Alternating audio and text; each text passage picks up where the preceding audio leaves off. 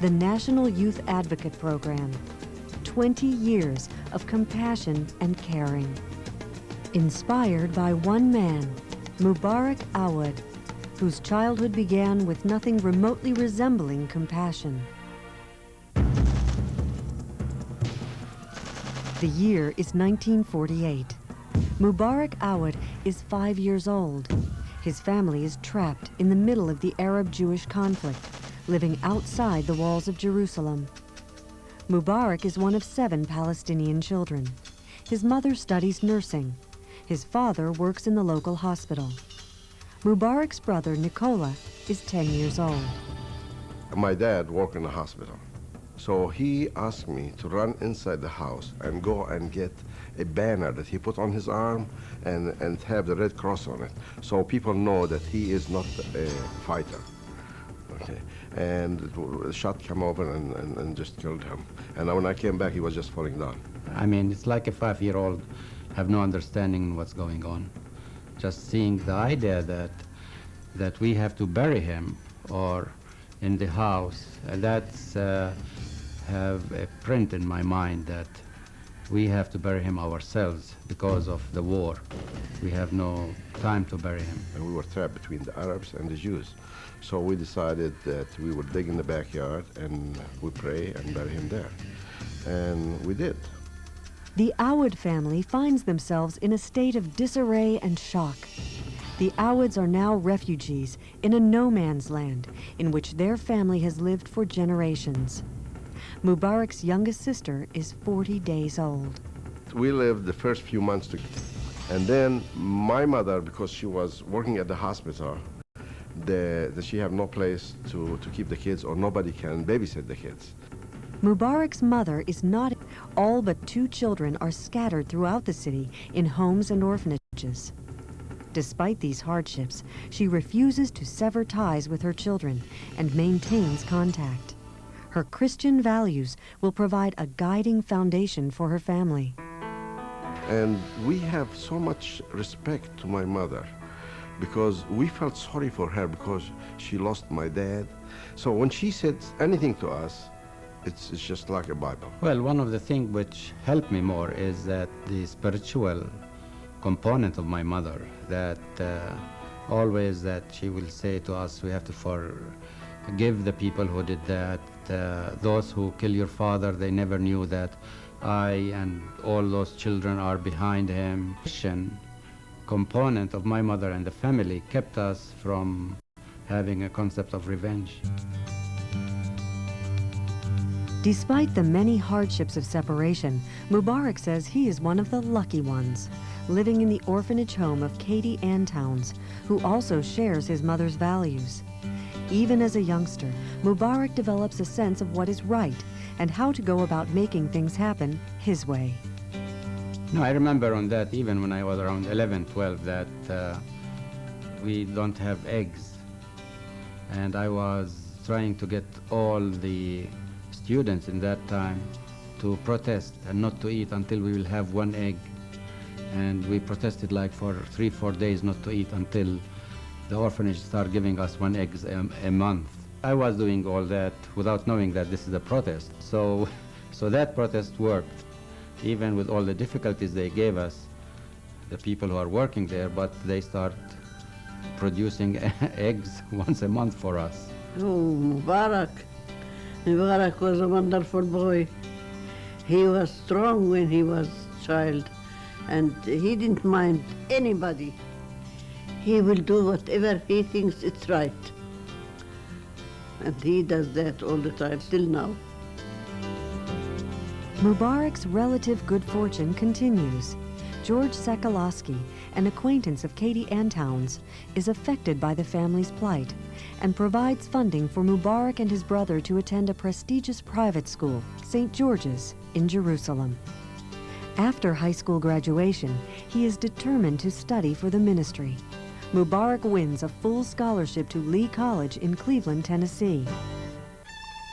It was terrible and horrible experience for me. It was too much. It was in the very early 60s, and I was very uneasy with the idea of black and whites. how Lee College, as a Christian college, they treat the blacks. No blacks was in the college, and I purposely will go to a black church, and I enjoy the singing in a black church. When I come back to school, it seems that everybody say there's something wrong with me, that I like that. Disenchanted, Mubarak returns to Jerusalem, where he teaches English, math, and religion in a Mennonite school for boys. It was an orphanage, and I became very much interested again with kids there. And in 1967, we have the Israeli-Arab war, and we all became under the Israeli control again. In 1969, I was protesting, and I was sentenced to 10 years in prison. And the Mennonite helped me to get out of prison and to come back to the States to finish my education. Through the efforts of benefactor and friend Herman Hilty, Mubarak returns to America and attends Bluffton College, majoring in social work and sociology. His studies involve him in the juvenile justice system. And that's where I find how terrible the children have been treated there. And I became very verbal, very active verbal to the judge and to the courts and to everybody. Said, how come you treat your kids like animals here? Why you are putting them with adults? Why you are putting them behind bars? Where is their families? Why you don't put them in families with their uncles or aunts? There's something you have to do rather than put them in jail. Mubarak immerses himself in the Mennonite concept of nonviolence. He incorporates practical aspects of his beliefs as a group and family therapist at a highly structured residential treatment center. His experiences are pivotal. Isolating children is not an option for him. Mubarak leaves in frustration. He is convinced that children, no matter how difficult, belong in the community. His developing concept of advocating for children within their community, out of institutions, is worth sharing with others.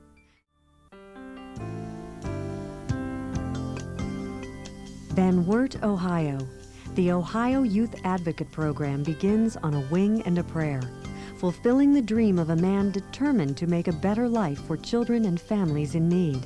My main question was who's going to fund it, and he pulled out his American Express card and said, here it is. And I remember the first kid coming in, and I remember struggling to make it on an American Express card. And as this young organization develops, advocacy, fighting for what is right and best for children and families, is at the center of Mubarak's thinking. You have to have a certain person who's willing to take that youth to the movie, take him to his house, have coffee with him, or take him to bowling, and becomes a friend, where that person, that youth, he have never could be able to have a relationship as a friend, and then suddenly he knows that somebody cares for him. In the beginning, recruiting advocates is Mubarak's priority, which he readily accepts. The word unorthodox comes to mind describing his tactics. I mean, I will go to my dentist and have a kid with me, and then the dentist have to take that kid home with him. If I go to any friend, I say, look, we need to help these kids. You have to help these kids. You have a home, you have a family. This fellow have trouble, you have no choice. Mubarak's family is also fair game. Regulations and policies to help new advocates are non-existent. Eddie was a very difficult kid. I showed him one day how to do the dishes, and he don't want to do dishes. It's 4 kids, and in his turn, there's no way out of it. So Eddie started flying the soap everywhere, and I told him, no, this is how it's done. They come push to shove. I grabbed Ed, put him on the ground, and I sat on him. He kept fighting and kicking, and I ain't moving. I just sat on him. After 5 minutes, he eased down, and he started crying. And we just kind of got up and sat on the floor to the wall, and we started talking. And he said, I didn't think you cared enough about me. And then the program going leaps and bounds in the first year to maybe 20 or 30 children, which I thought was getting fairly big. The Ohio Youth Advocate Program continues to grow and proves its credibility by offering help to all children, regardless of the challenges he or she may present. Anybody, 17, 18, you show them that they are welcome. The character of that person completely changed because we were not doing it for anything except to help that person.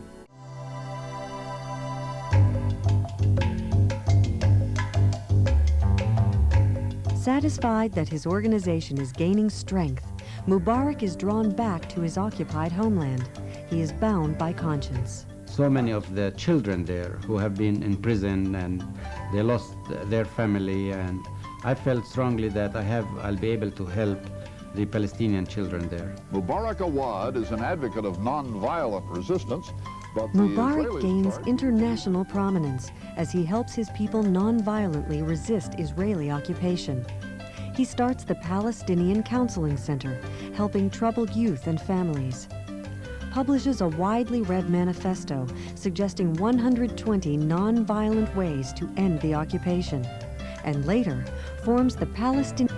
We have to sustain ourselves without having anger or frustration with us against the Israelis, to tell them we can push hard to say to you, we want freedom and we want human rights. And this is the right of everybody, even if we are under occupation. The Israelis view Mubarak as a conspirator, and he is arrested frequently, oftentimes tortured. In 1988, Mubarak is deported. However, the Youth Advocate Program continues to maintain focus and growth. Responding to continually evolving community demands, emergency shelter care is established in Ohio and other states. A no eject or reject policy is always part of the deal. They have served the children that we have referred to them without exception, and just done a wonderful job of helping us to improve the services to the children of this community, working with some of the most troubled youngsters that our system comes in contact with. As in Mubarak's life, adversity and challenge are a constant part of the growth process for the Youth Advocate Program. Case in point, a newly established foster home. The Youth Advocate Program is unique in its ability to transform, to develop a wide variety of programs in direct response to community needs. We are able to create programs that nobody will create. We are able to work on things nobody would do it. And we could fail, and let's fail, which is acceptable. So we don't have somebody will tell us, oh, you failed. You spent so much money on this. It doesn't matter. When you spend a lot of money knowing that it works, let's continue. If it doesn't work, we'll do something else. So we have many, many different programs to fit the children whom we are trying to help. And as his organization has grown as a family, so has Mubarak Awad's. His family is his center. His mother is his strength. His influence is pervasive. He's challenged me to think the idea through, see the whole picture, and do it for the right reasons, not just for some self-glory, but is it really going to help people? And that's been a big thing for me because I'm an educator and I affect teenage lives every day, and I'm using that skill in the classroom now, working with these kids, and I'm seeing it make a difference that I'm in there for them. And although he would most certainly deny it, Mubarak Awad is the heart and soul of the Youth Advocate Program. His dream is now the mission of many other dedicated partners. And really, it's my struggle within myself. It's sad to have anybody in an orphanage. It is very sad, very bad. And how not to have people in orphanage, how to have people back at home, and to help them with that will make a better society, better life, not only for them, but also for the whole community, for the whole neighborhood. And that's what we need. We need always to think how we could make it better for everybody.